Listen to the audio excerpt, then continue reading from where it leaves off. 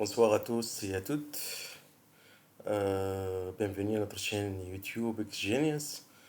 On va voir dans ce tuto pour le logiciel Global Mapper comment générer une surface 3D, un modèle numérique du terrain qu'on va le communiquer à l'AutoCAD. Donc, je commence par Google Earth. À quoi ça sert Google Earth pour l'instant? C'est pour délimiter la zone de travail. Donc, je vais choisir Aix-les-Bains en France,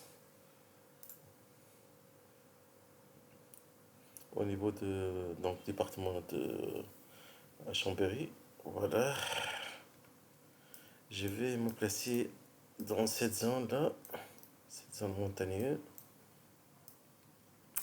Voilà, je peux fermer le volet de la recherche. Je clique sur ajouter un polygone. Pour le nom de polygone, je peux le mettre zone A. Et voilà, pour la couleur automatique, une opacité 50. Je vais choisir cette couleur-là.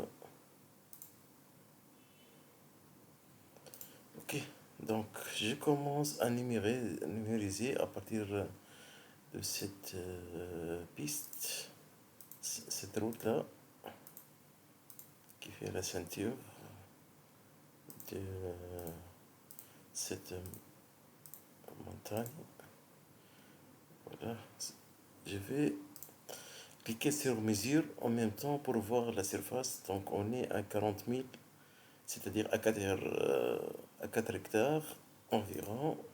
Je continue la numérisation de la zone voulue. Donc je vais délimiter la zone avec le bord de la rue, de la route.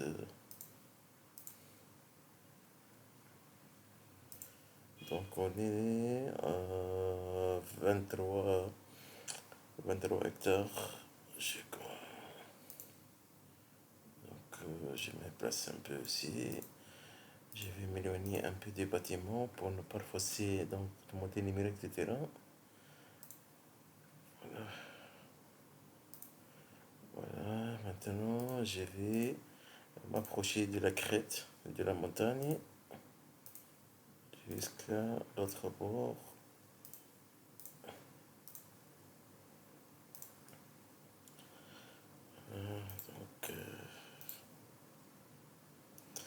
Voilà, on est à 97 hectares. Je peux changer en hectares. Voilà, on est à 98 hectares à peu près. Donc je clique sur OK. Voilà, ça sera notre zone de travail. Je me place au volet des lieux ici. Je clique avec le bouton droit et enregistrer les lieux sous. Exemple Global Mapper, je vais le nommer zone A KMZ par exemple. OK, enregistrer.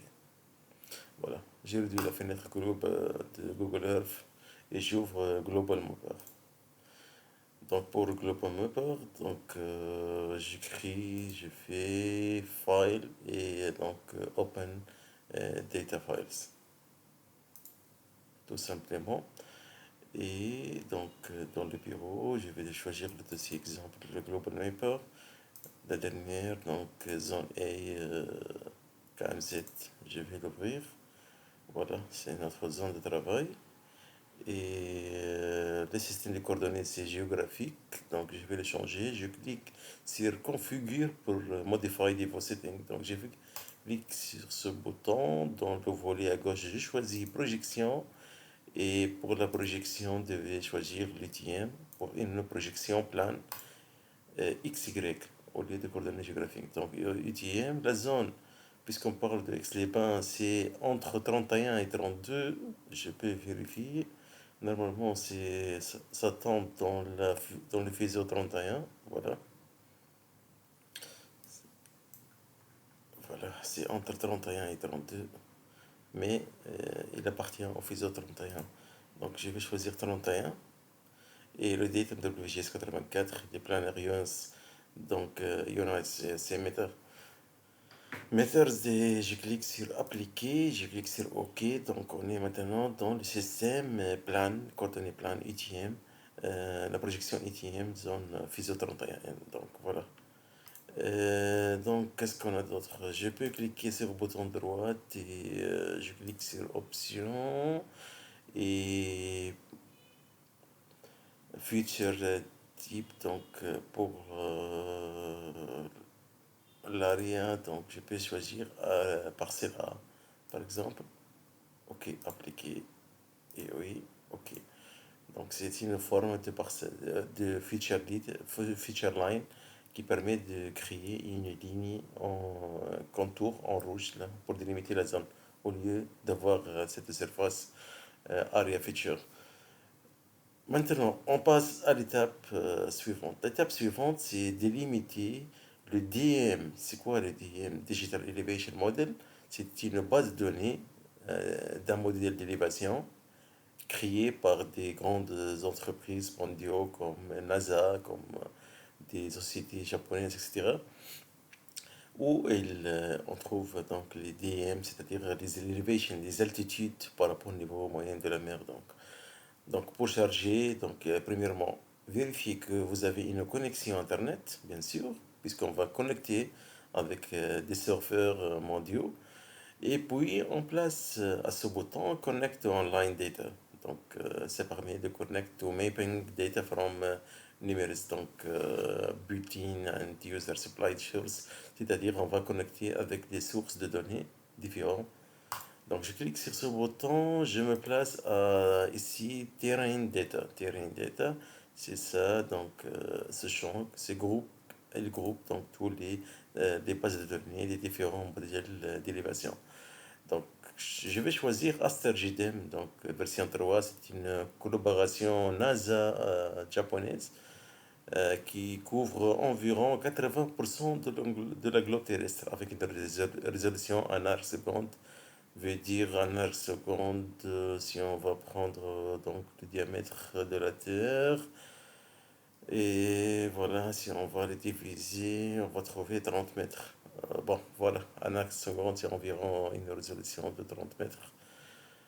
C'est une bonne résolution pour travailler sur APS ou même APD, des idées hydrauliques pour des grands ouvrages comme donc les barrages, etc., les sous-bassins.